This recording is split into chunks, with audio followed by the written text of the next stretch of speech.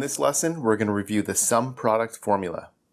The SUMProduct formula returns the sum of the products of corresponding ranges. The default operation is multiplication, but addition, subtraction, and division are also possible. The SUMProduct formula was used more frequently in versions of Microsoft Excel prior to 2007, before the SUMIFS formula was introduced, but it still has a lot of benefit due to its flexibility compared to the SUMIFS formula. And I'll show you some of that flexibility within this lesson. Let's take a closer look at the formula in greater detail. As you can see, in rows 12 and 13, the SUMIFS formula is an array formula, and when using the array, you are basically taking sections of a table and multiplying them against each other, and within the formula, they'll add. And so the multiplication sign within the formula is really an addition for the purposes of the SUMProduct formula. Let's take a look at an example to illustrate this. In our example, the general manager of a second-hand car dealership wants to know the sales for a certain product at each branch location for the current year. The financial analyst is able to export from the sales journal the raw data of the sales price, location, description, and quantity sold. The financial analyst can use the SUMProduct formula to calculate the sales revenue by branch location and product description. If we scroll down in the worksheet, we can see the raw data table exported out of the sales journal. So we've got date, product description, car dealer branches, product sales, quantity sold, and sales revenue. So what we want to identify is the amount of sales for certain branches and products. And that's outlined in cells C21 through E25. So as you can see in the table, we're looking for sales of quarter panels in Alabama. We're looking for coolant temperature sensor sales in California, transmission computer sales in Florida, and taillight sales in Washington. So if we wanted to use the SUMProduct formula to be able to calculate the amount of sales with these conditions, we can do so starting with cell E22. So I'm going to open up cell E22 and I'll show you the formula. Again, the way in which the SUMProduct formula works is you have to multiply within the formula different conditions in order to add them within the SUMProduct formula. So to give you an idea of how that works, let's look at the first array. And by the way, you can have multiple arrays within the SUMProduct formula. So the first array is looking at the car dealer branch in column E of the data table. And the data table starts at cell 37 and ends at 56. So the first array is from cell E37 through E56, and we want that to be equal to Alabama in this case because we're trying to find Alabama quarter panel sales. So in our formula, we just type E37 to E56 equals, and then we put cell E22, which is Alabama. As you can see in column E, there are car dealer branches of Washington, Alabama, California, Florida, and so on. But in this case, we just want to know Alabama. Then we close the parentheses and we multiply that array by another array. And the second array that we multiply by is the second condition that we want to be applicable in our example. And so we're trying to find quarter panels that are sold within Alabama. So we select as part of the array cells D37 through D56, which is the product description column within the data table. Next, we set it equal to D22, and D22 is the product description of quarter panel. Finally, we multiply that array by the sales revenue array, which is in column H and starts at H37 and ends at H36. If we press enter, then we get $312.20. And what that tells us is that the total product sales in Alabama of quarter panels is $312.20. We can drag down that formula in cells E23 through E25, and we identified that there are $30 worth of sales of coolant temperature sensors in California, $241.50 worth of transmission computer sales in Florida, and $51 worth of sales of taillights in Washington. So the sum product formula is pretty easy to remember. The only thing that you have to remember is you're creating arrays, you're making them equal to a specific criterion, and you're multiplying the different arrays by one another within the formula. Let's take a look at another example. In example 2, the general manager of a second-hand car dealership wants to know the exact information as above, but the financial analyst only has the sales price and quantity sold for numerical metrics, but does not have the sales revenue per order, i.e. column H for sales revenue in the above table. How does the financial analyst calculate the sales by branch and by product description using the sum product formula? Well, the sum product formula will actually be very similar to the way in which we calculated previously. The only difference will be that we need to now multiply two columns against each other instead of just taking the sum product of the sales revenue column. So in this case, we actually have to multiply the sales price and the sales quantity sold columns against each other. So we can see that in the formula as we take column F at the end and we multiply it by column G.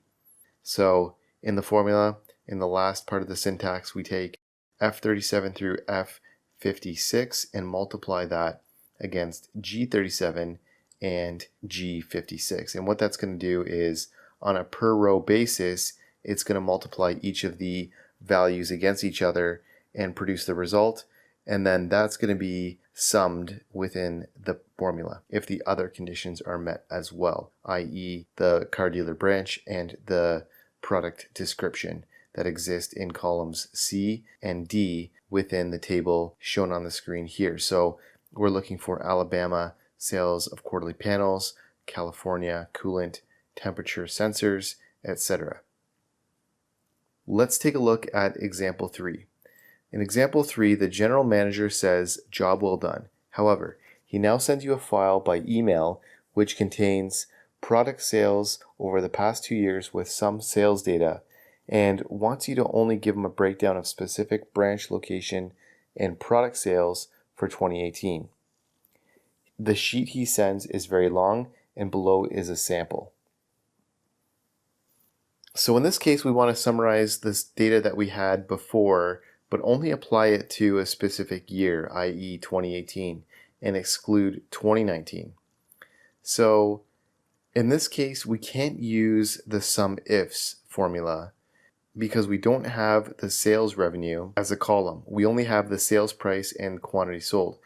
The only other way we'd be able to work around this by using the SUMIFS formula is if we multiplied the sales price and quantity in a separate column and then performed a SUMIFS formula. And also, the date column is an array, and the SUMIFS won't handle it if we want to look up the year 2018 within it. Therefore, this is a good example of when we want to use the sum product formula. So in cells E92 through E95, we're going to calculate the total amount of sales, i.e. the sales price times quantity sold, for Alabama sales of quarterly panels, Florida sales of window motors, Alabama sales of right rear side door glass, and Washington sales of speedometers. So let's take a look at how the formula was prepared and what it's calculating. As you can see in cell E92, the sum product formula takes into consideration multiple elements. First, we do a lookup of the year of 2018 within cells C76 through C85. Next, we multiply that by the array of F76 through F85, which is the sales price and we're multiplying the sales price by the quantity sold, i.e. G76 through G85. Next, we're multiplying the array by the product description, so D76 through D85, and we want that to be equal to cell D92, which is quarter panel. And finally, we're multiplying that by the array of E76 through E85, which is the car dealer branch, and we're making that equal to cell C92, which is the state of Alabama. If we press enter, we can see that the amount of sales is $312.20. And if we were to copy that formula down, we can see that the rest of the cells populate with the relative sales amount. So $55.98 is the total amount of sales of window motors in Florida, $308 in Alabama for rear right side door glass, and for speedometers, there was $338 worth of sales in Washington.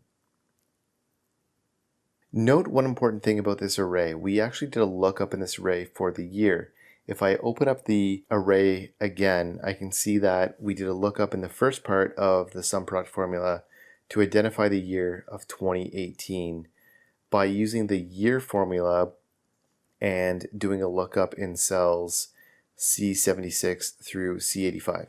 This is an important step, and we're essentially just nesting the year formula within the Sumproduct formula to look up the year 2018.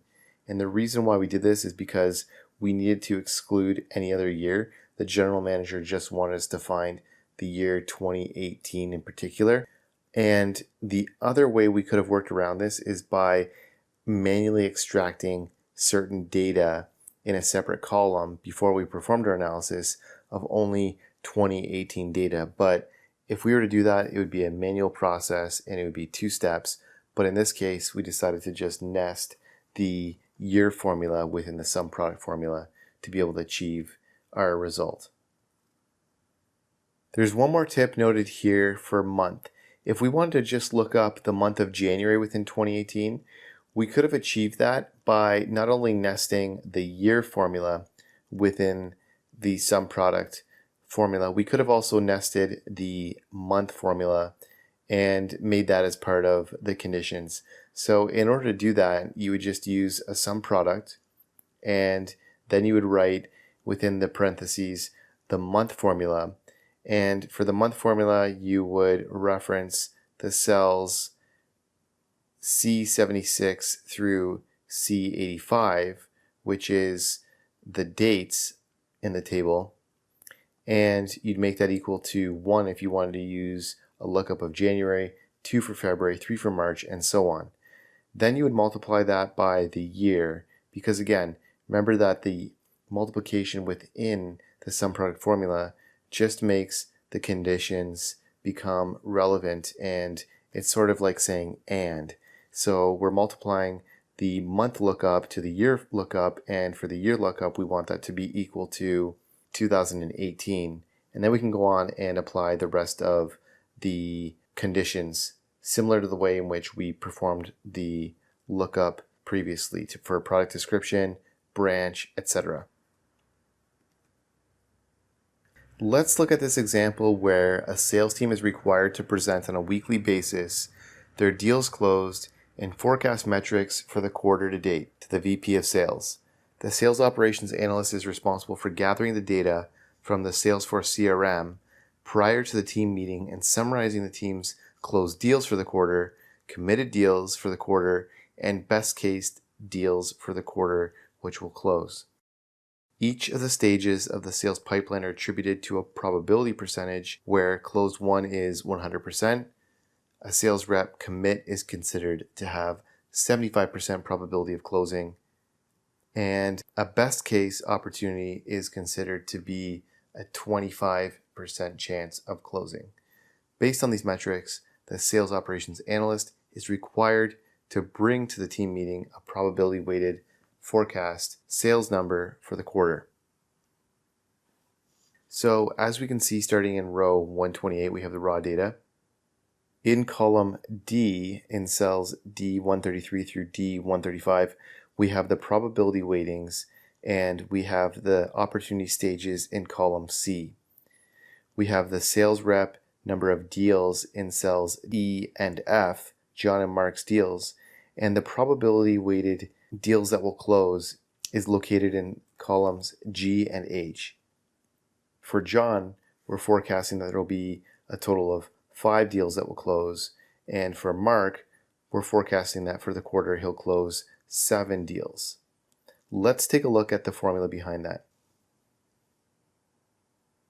So in cell G133, we're calculating the probability weighted opportunity closed to be 2, and that's 100% multiplied by the number 2 because those are closed deals. And then for John in cell G134, he's committing 3 deals at 75% probability that results in 2, and additionally, for the best case scenario, he's committing only 2, and therefore that only contributes 1 opportunity to the forecast because it has a probability weight of 25%.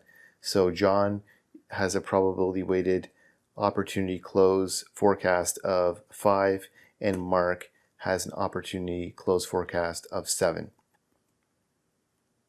Now, if we didn't want to use a manual method like we just illustrated by calculating the product of the probability weight and the number of deals per person and then taking the sum of that in row 136, there's an easier way in which we could calculate it. Let's say this was a huge table and we didn't want to do it that way. We could actually use the sum product formula to calculate the probability weighted forecast of deals closed.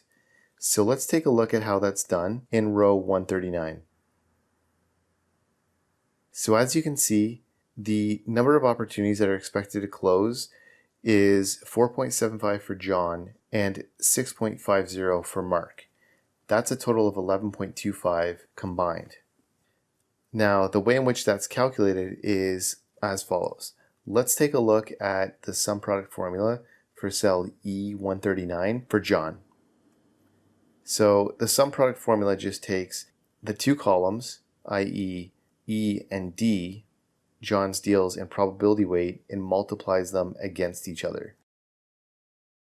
Similarly, we do the same thing for Mark. We multiply his deals by the probability weights, and that results in 6.50. The sum of those two, i.e. John's deals and Mark's deals, results in a total value of 11.25 to be forecast for the quarter. If we were to use the manual method of calculating the number of deals that will close, we actually get the exact same thing. So this is just an illustration that the sum product formula can save you time if used in these types of scenarios. Let's take a look at another example, example number 5. In this example, we're going to showcase how complex of a situation the sum product formula can handle and how flexible it is for handling multiple conditions based on rows and columns. So this is one of the most powerful functions that I use in Microsoft Excel. I find it to be a lot more flexible than the dget formula, the SUMIFS formula, or even the index match formula in some cases. The sum product formula allows for flexibility in applying multiple conditions for multiple ranges. We saw that in previous examples within this lesson. We were able to apply multiple conditions of product description, car dealer branch locations, and those were columns that we had set up in our table that we wanted to apply as specific criteria. But what if we also want to apply a condition based on a row header? So what would we do in that circumstance? Let's assume, for the purpose of this example, that we're provided with the below table as shown on screen here in rows 152 through 162. And let's assume that we have data for January and February of 2019 in columns G and H. Well, if we've got 2 different columns of sales data, then how can we summarize the product sales for specific sales, i.e. product sales of speedometers within Washington as the car dealer branch for January separately from February, And what if we only want to look up specific sales related to specific models that were sold within a given production year, like 2018 versus 2019? So as you can see in the table, we've got the model production year specified in column C. We've got the product description sitting in column D, car dealer branch location in column E, the sales price in column F, and the sales in column G and H depending on the month. And so January 2019, there were some sales, and February 2019, there were some sales. In each of those columns, it portrays the breakdown by date. So we've got a couple of options here. We can try to use the SUMIFS formula, and I'm going to show you how that works. So let's say we wanted to find speedometer sales in Washington. Well, let's use the SUMIFS formula, and let's do that in column F under cell F170. So in cell F170, if I open it up here, you can see that I'm taking the SUMIFS and I'm summing the range in column G, G152 through 162 for January sales. The conditions that I'm applying are as follows. The criteria range 1 is the car dealer branch location, and the criteria that needs to be met is Washington, which is cell E170. For criteria range 2, I am choosing the product description, column D, so D152 through D162. The condition that needs to be met, so criteria 2, is speedometer, and that's indicated in cell E169. But there's a couple problems with this. First of all, I don't have a multiplication of the sales quantity and the sales price. So for instance, in column F, we've got the sales price, but the SUMIFS formula is not multiplying on a row by row basis each of those sales quantities. And so I can't achieve that with the SUMIFS formula. Furthermore, what if I were to change the input here to say I just wanted to look at February data for sales and not January data for sales? Well, what I'd have to do is I'd have to create another formula in the column next to it. And as you can see, I've done that in cell G170, and it's referencing column H. But what if these two sets of data were not next to each other in the table? And what if I just wanted to find one specific date? Well, the SUMIFS formula is not flexible enough to identify a row header as well as do a lookup in individual columns. With the Sumproduct formula, on the other hand, I can achieve all of these conditions and all of the filters that I'm looking to apply. And we're going to take a look at that in the next section down here. The way in which we're able to achieve that is by using the Sumproduct formula, but nesting within it some additional formula. And the way in which we can do that is because the Sumproduct formula looks into arrays, and the SUMIFS formula doesn't look into array tables. Let's take a look at what I achieved in row 178 here on screen in cells F178 and G178. The end objective here is to find sales with a model production year of 2018, and as you can see in cells C152 through C162, we've got the model production dates. And so if I only want to sum up the sales for the model production year relevant to 2018, I'm going to have to do a lookup on that table. Additionally, if I want to find speedometer sales, then I'm going to need to look up speedometer as a product description in column D in cells D152 through D162.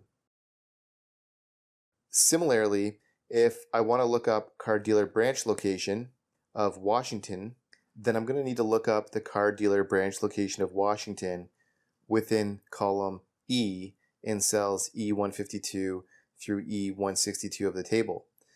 Additionally, what if I wanted to summarize January sales and not take into consideration February sales? Well, there's a way in which I can do that as well. Now, this is what really separates the Sumproduct formula and the SUMIFS formula. I can now look up against a row header. And, to take it one step further, the Sumproduct is actually able to multiply the sales price by the sales quantity. So those are two key differentiators between the SUMIFS and the Sumproduct formula. Again, in the SUMIFS formula, I was not able to achieve a multiplication of the sales price by the unit sales, and additionally I wasn't able to achieve a lookup of the row headers, and I'll show you how I'm going to do that with the sum product formula. So I've written out in row 180 the entire formula. You can copy this into your analysis or your worksheet if you ever need to use this, but I want to explain it to you so you know how to use it in your analysis. So what I'm going to do is I'm going to open up cell F178, and we're going to take a look at the formula in action. So the first thing that I'm going to do is I'm going to write sum product and then open parentheses, and then I'm going to do a lookup of the year 2018. As you can see in cell C178, I actually want to only consider model production year 2018 in my analysis. And therefore, the first thing that I'm going to do is I'm going to look up the year within column C of the data table. And to do that, I'm nesting the year formula within the formula, and I'm nesting that as the first thing that I'm looking up. I want to see what production year 2018 retrieves. So I'm doing a lookup in cells C153 through C162, and I want it to equal 2018 as the year. And the next thing that I'm doing is I want to set another condition. And remember that when you're setting multiple conditions using the sum product formula, you want to use the multiplication sign there. So we're using the star. The next thing that I want to do is I want to take into consideration the sales price. So that's column F, cells F153 through F162. Next, I'm multiplying that with a star against an index match. So I'm nesting the index match formula within the sum product formula. Just to remind you, the sum product formula has the ability to look within array ranges, and that's the beauty of the sum product formula. So here what I'm doing is I'm nesting the index and I'm putting the match formula within that as well. So what I'm trying to achieve here is I'm indexing the sales for January and February. As you can see, the green cells up here in columns G and H. I'm indexing that whole range. So the index starts on G153 and ends on H162.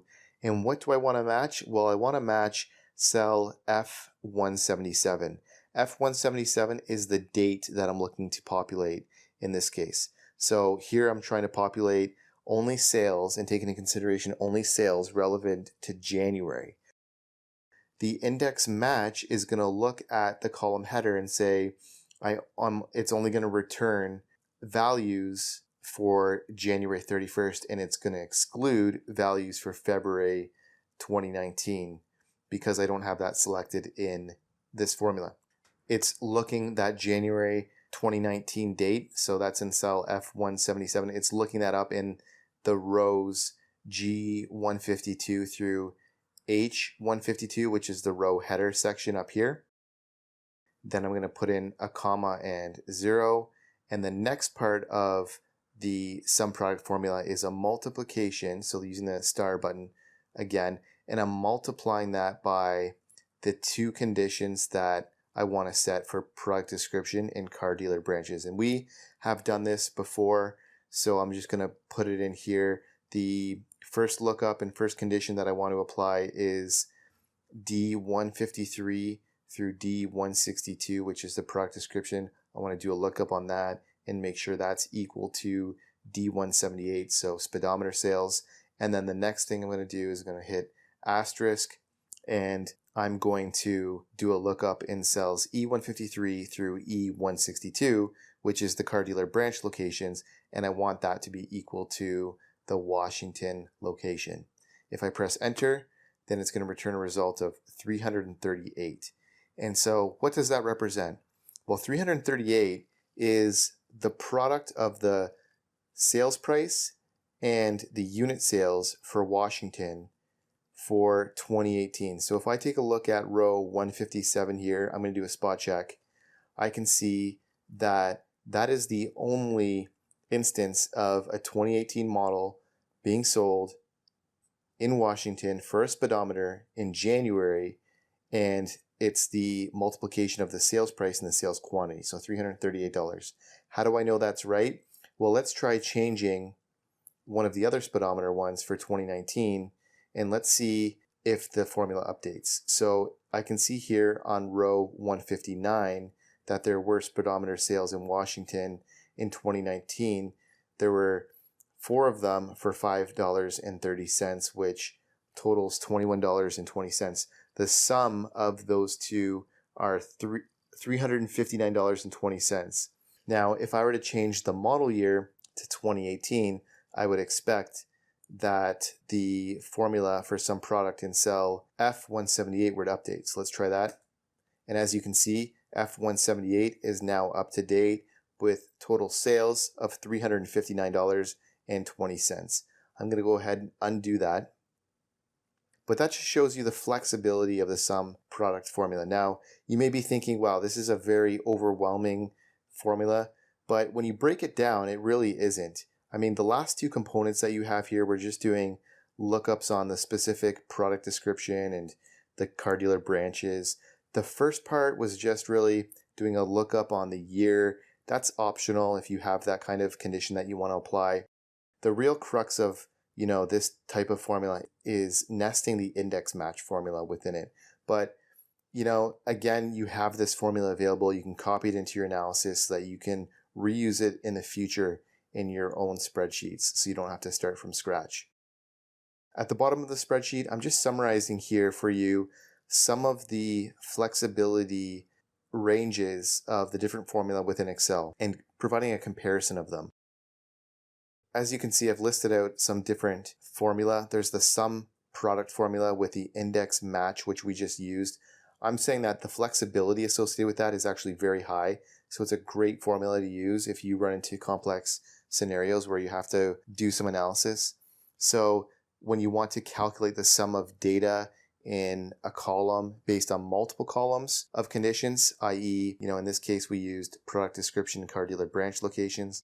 And if you also want to apply a row condition, i.e. a date header, then the sum product with an index match nested within it is an appropriate formula to use. It also enables the multiplication of columns based on criteria met. And in the example that we just went through, we saw the power of it multiplying the sales price by the sales quantity.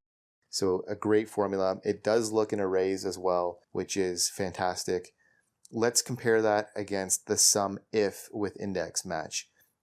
The SUMIF formula with an index match has a high flexibility. I wouldn't say it's very high. And the reason for that is because it can calculate the sum of data in a column based on only one column condition. And it can look in row conditions as well, but because it can only look in one column of data and apply one criteria, I wouldn't say it's as flexible as the sum product formula with a nested index match. The next formula that I wanted to compare against is the SUMIFS formula. And the SUMIFS formula, I would say, has a moderate amount of flexibility. It has the ability to calculate the sum of data in a column based on multiple conditions, but it can't look in a row header and it does not look at an array. The VLOOKUP and HLOOKUP with a match embedded or nested formula, I would say that has a low amount of flexibility because it filters a table based on one column condition and one row condition, so it doesn't look at an array or range. It doesn't provide much flexibility there. Finally, the dget formula, that one I would say has a low amount of flexibility as well. It does look in a range and array, but it only filters a table based on one column condition and one row condition. So I hope you enjoyed this lesson. SUMPRODUCT is an overlooked formula. It has a lot of flexibility given that it has the ability to look within arrays and ranges, and you can nest other formula within it. I highly suggest giving it a shot and using it and embedding it into your analysis. Hey guys, thanks for watching this lesson. I hope you enjoyed it, and if you did, I'd really appreciate a like and subscribe from you. And if you want to learn more about Microsoft Excel, check out these videos above. And don't forget to check out our website, commercecurve.com, where we have lots of in-depth finance and accounting courses available with full training workbooks. All of our courses come with complete workbooks of lessons, examples, pre-built financial models, and training video. Hope to see you there.